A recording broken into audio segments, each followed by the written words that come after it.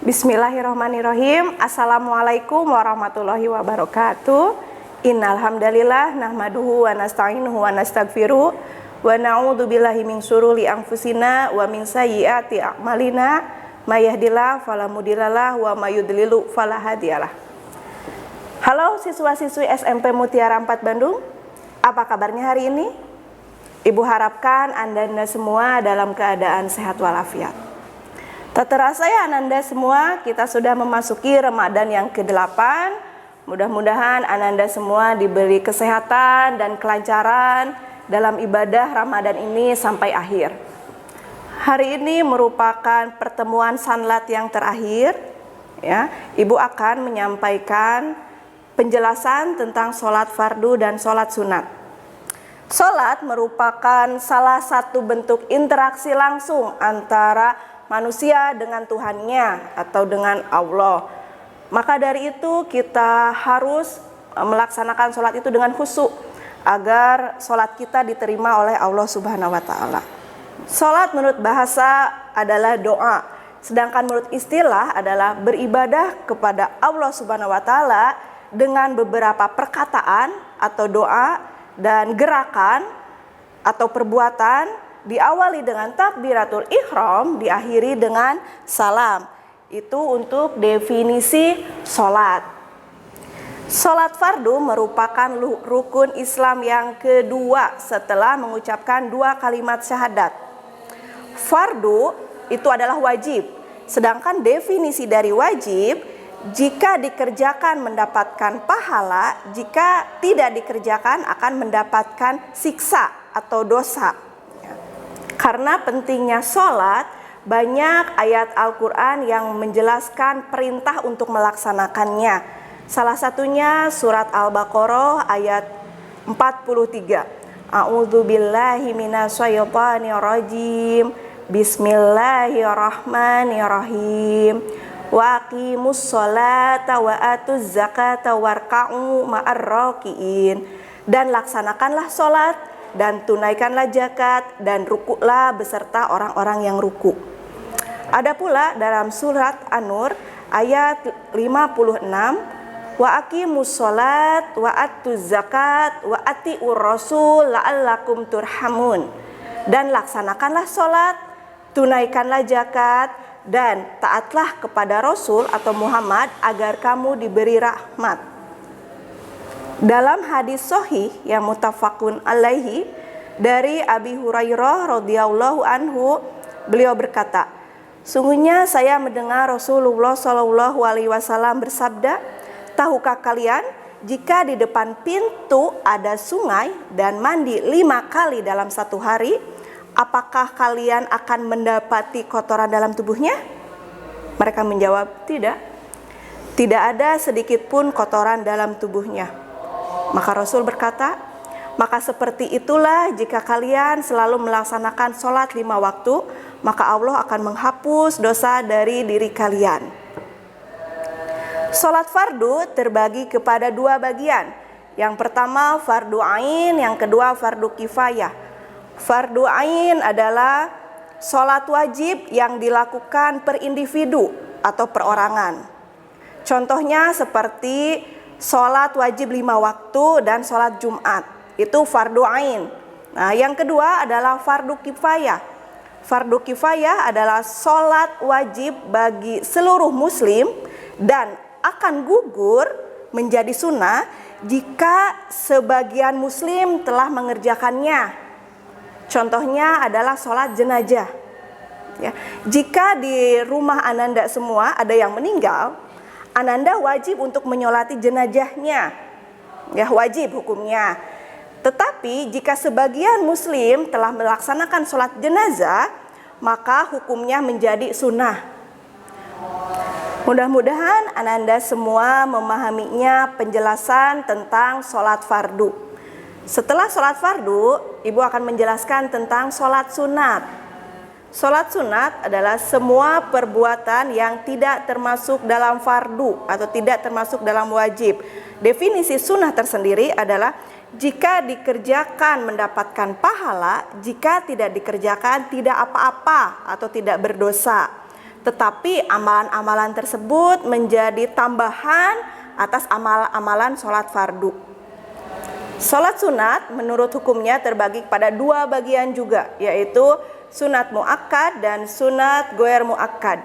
Sunat muakkad adalah sholat sunat yang penekanannya yang kuat atau mendekati ke wajib. Contohnya seperti sholat 2 hari raya, yaitu hari raya Idul Fitri 1 Syawal dan hari raya Idul Adha 10 Zulhijjah. Kemudian sholat witir dan sholat tawaf di Baitullah, itu termasuk contoh dari sunat muakkad. Yang kedua adalah sunat goir muakkad. Ini penekanannya bersikap insidentil, tergantung kondisi dan keadaan. Contohnya seperti sholat khusuf, yaitu sholat gerhana matahari dan gerhana bulan. Ini goir muakkad. Pembagian menurut pelaksanaan sholat sunat terbagi kepada dua juga. Yang pertama, sholat sunat secara mandiri, ya, secara tidak berjamaah, gitu ya, secara mandiri, yaitu sholat sunat wudhu, sholat sunat tahiyatul masjid, sholat sunat taubat, sholat sunat duha, sholat sunat tahajud, sholat sunat rawatib, sholat sunat istikharah, sholat sunat mutlak, dan sholat sunat safar. Nah, ini yang 9 sholat sunat ini bisa dikerjakan atau boleh dikerjakan secara sendiri atau masing-masing, tidak dengan berjamaah. Di antaranya satu, sholat wudhu yang selalu disebut dengan syukrul wudhu.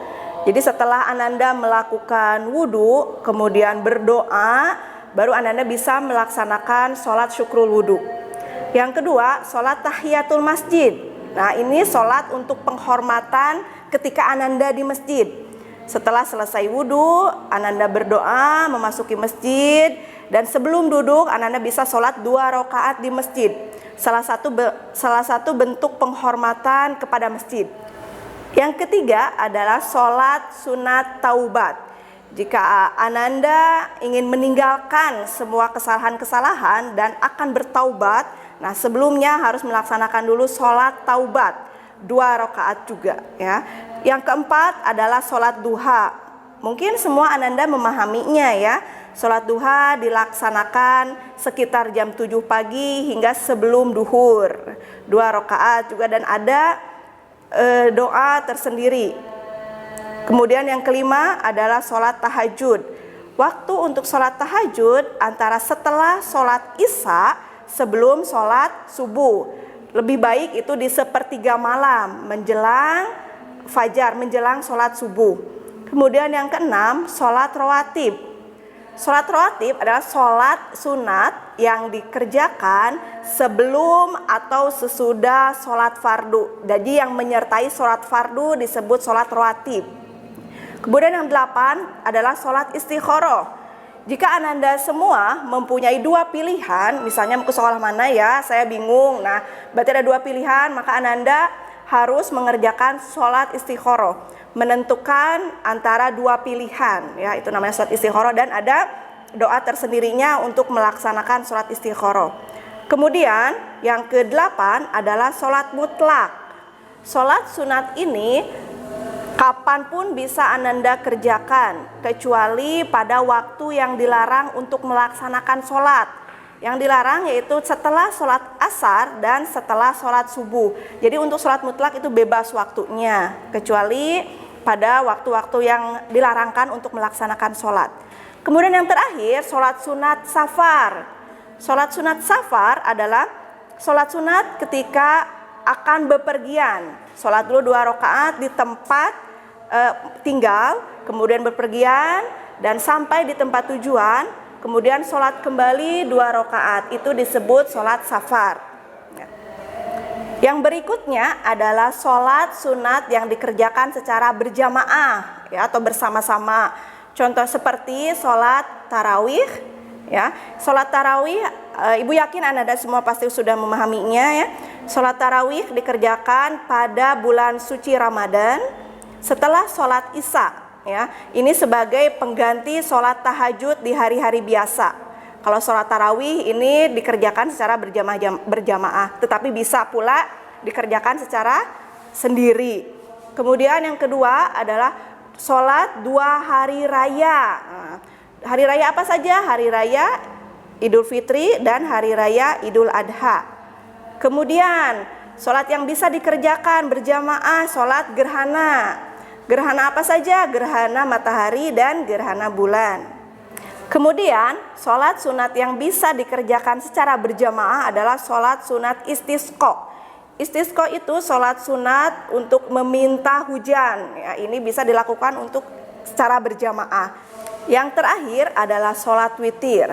Sholat witir ini juga bisa dikerjakan secara berjamaah dengan bilangan sholat rakaat yang ganjil, yaitu 1, 3, dan 5. Alhamdulillah, penjelasan tentang sholat fardu dan sholat sunat telah Ibu jelaskan. Mudah-mudahan Ananda semua memahaminya. Setelah Anda paham, kemudian laksanakan, kemudian lakukan sholat tersebut sesuai dengan waktunya. Sekian pertemuan dengan Ibu kali ini. Tetap semangat menjalankan ibadah Ramadan hingga akhir. Akhirul kalam. Assalamualaikum warahmatullahi wabarakatuh.